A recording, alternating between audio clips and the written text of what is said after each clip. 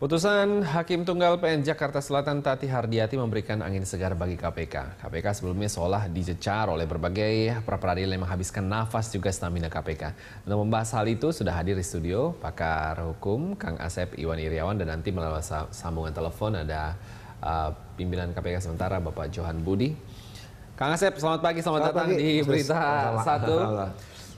Sebelum itu kita akan menyaksikan tayangan berikut ini.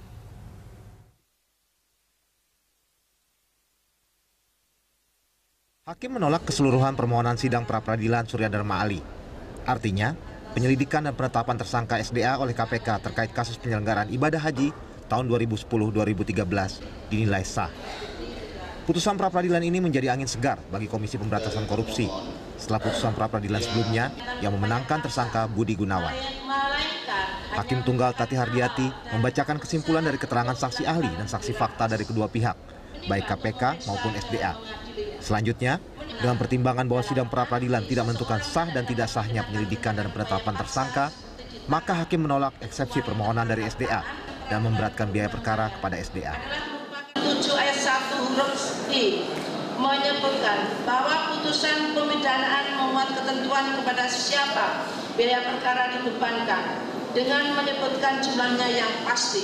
Oleh karena putusan pra-peradilan bukan merupakan pemidanaan, maka besarnya biaya perkara ditetapkan nihil. Menimbang, karena permohonan ditolak, maka pemohon dibebani untuk membayar biaya perkara sebesar nihil.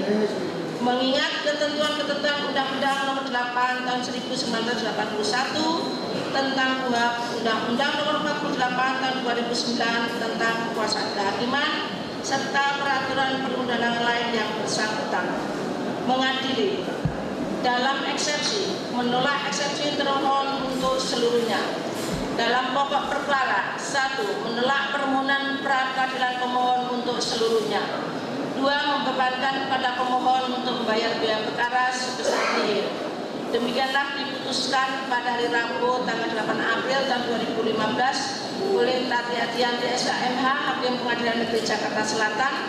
Putusan tersebut pada hari itu juga diucapkan di muka sidang yang terbuka untuk umum oleh hakim tersebut dengan dibantu oleh Umiarti SHMH Nisa Esa Panitera Pengganti Pengadilan.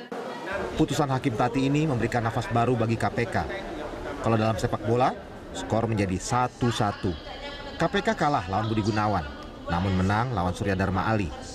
Lawan berat berikutnya adalah Sultan Batu Gana yang juga mempra-peradilankan KPK. Kuasa hukum KPK Nur Kusniah mengatakan sebenarnya tidak ada alasan untuk terus melanjutkan sidang pra-peradilan Sultan Batu Gana.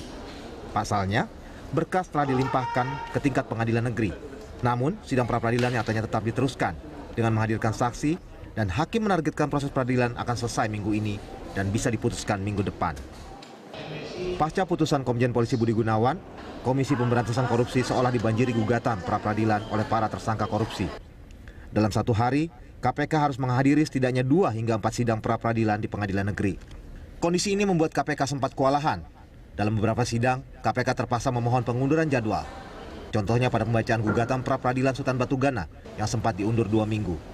Saat itu KPK setidaknya menghadapi 7 gugatan pra-peradilan. Untuk itu KPK mengutus 5 tim dari Biro Hukum, padahal KPK idealnya hanya bisa menjalani maksimal 3 persidangan dalam 1 hari. Pasca putusan Hakim Tunggal Sarpin Rizaldi, seolah terjadi euforia bagi tersangka korupsi.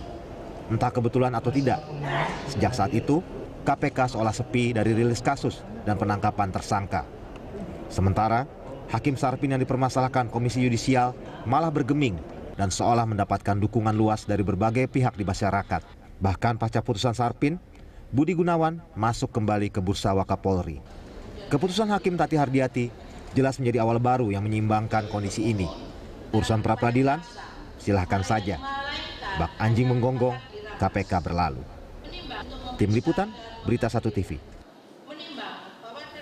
Ya, saya tadi kita sudah melihat bersama bagaimana tayangannya. Kita sebelum berbicara mengenai apa yang akan dilanjutkan KPK, boleh sekilas apa yang Anda lihat, Anda tangkap dari pra-peradilan dari Surya Dharma Ali? Saya pikir itu hakim yang memutus adalah kembali ke semangatnya, ke asalnya, ke basicnya. bahwa pra-peradilan itu limitatif, dibatasin hanya itu di pasal 1/10 maupun pasal 77. Ya. Di luar itu bukan materi pra-peradilan. Dan saya pikir itu bukan hal yang baru. Udah ratusan, bahkan mungkin ribuan sejak 81 sampai sebelum beberapa putusannya nggak nyampe 10 biji lah ya. Semua selalu materinya hanya di luar itu. Bahkan selalu putusannya formulir. Ketika saya hakim juga menimbang bahwa pra-peradilan hanya ini, menimbang diajukannya ini, menimbang akan tidak masuk sehingga ditolak. Jadi sederhana lah pra-peradilan, makanya sidangnya cepat. Jadi ketika ada putusan yang keluar dari pasal 1/1077, ya orang kaget semua. Tapi sekali lagi kita hormati independensi dan kebebasan hakim adanya di situ. Tapi ketika sekarang Tati dan saya berharap sebanyak mungkin lah silakan pra-peradilan. Saya yakin setelah putusan ini akan diikuti semua putusan kembali ke hitohnya semula bahwa putusan pra-peradilan hanya itu dan hanya itu, di luar itu bukan pra-peradilan. Nah, pertanyaannya kenapa bisa berbeda dengan Sarpin? Ya, saya pikir kan dari tadi kan hakim punya independensi. Nah, ketika independensi kita hormati. Walaupun mungkin sebagian sebab saya tidak sependapat dengan putusannya Pak Sarpin atau Chevron sebelumnya, ya. Apakah itu putusan hakim yang sesuai dengan hukum? Hakim Pak Sarpin yang tahu, Hakim Sukomartono di Chevron yang tahu, Tembayang yang tahu berapa. Tapi sekali lagi belum 20 jari, ya. Belum sampai kaki dan tangan lah dijumlahin. Nah, ketika mereka memutus punya alasan tersendiri, kita hormati.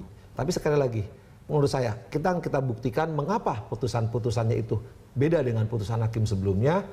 Ya sekali lagi, kita menghormati. Dia punya independensi. Cuma masalahnya sekarang, apakah ketika ada perbedaan putusan satu dengan yang lain, bagaimana sikap MA selaku Badan Pengawas Tertinggi Mahkamah Agung? Tapi sekali lagi seharusnya, saya berkali-kali di sini mungkin seingat saya di media sini atau di media yang lain saya katakan, ketika ada putusan itu selalu sering saya katakan, ajukan PK kok. Karena itu udah putusan yang mengatur PK itu terhadap putusan pra-peradilan sudah ada kasusnya Ginanjar, ada beberapa kasus juga pernah nyampe ke Mahkamah Agung. Cuman masalahnya kemarin saya kaget juga ketika KPK mengajukan kasasi yang jelas-jelas ditolak, tidak dapat terima karena pasalnya ada. Tapi kalau mengajukan PK itu alasan hukumnya ada dan itu sangat kuat, sangat kuat. Di Undang-Undang Kekuasaan Kehakiman dikatakan terhadap putusan yang berkekuatan hukum tetap. Putusan pra-peradilan itu belum tetap karena tidak ada upaya hukum sehingga dianggap BHT. Nah, terhadap putusan berhukum tetap, pihak-pihak yang berkepentingan, maka Undang-Undang Kekuasaan Kehakiman baik 70, 2004, 2009 menggunakan kata yang berkepentingan atau yang bersangkutan dapat mengajukan PK. Artinya apa? Ketika ada putusan yang menyimpang dari pra-peradilan, seharusnya pihak-pihak terus mengajukan PK.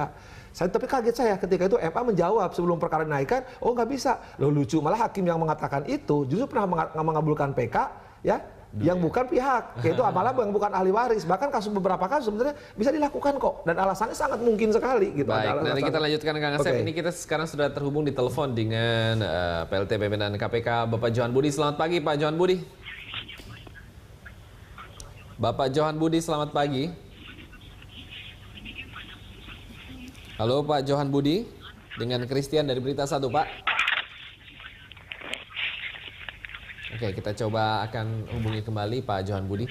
Nah, berarti ini boleh dibilang angin segar buat KPK, Pak? Kalau saya bukan angin segar bagi KPK. Saya kira ya bisa-bisa aja kalau saya kira. Kalau kemarin kan karena ada nuansa politis, ada nuansa kekuasaan, dan nuansa di luar yuridis. Sekali lagi yang memang tidak bisa dihitung secara akademis, ya yuridisnya itu ya ada faktor-faktor is yang lainnya yang sekira kita nggak bisa. Ya susah lah diomongkan di depan media, depan publik, nanti saya dilaporkan lagi ya. Ya, saya pikir itu biarlah kasus Sarpin ini, tapi saya pembelajaran berharga. Justru dengan kasus Sarpin, terlepas saya tidak setuju, biar dia membuktikan apakah itu akan jadi acuan, apakah diikuti oleh para hakimnya. Terbuktikan beberapa minimal sekarang setelah putusan Pak Sarpin ada 4 putusan ya, 3 sebelumnya ya Sumedang, Kalimantan, kemudian yang di Jawa itu di Purwokerto, Banyumas, terakhir sekarang Jakarta Selatan sendiri kan. Maka saya bilang saya berharap biar sebanyak mungkin lah ke selatan. Nanti akan hakim-hakim di selatan akan membuktikan bahwa tidak semua akan mengikuti pola yang diputus yang keluar dari pasal 77 itu. Sebelumnya. Oke, kita lanjutkan di segmen berikutnya. Tetap bersama kami. Kami akan segera kembali.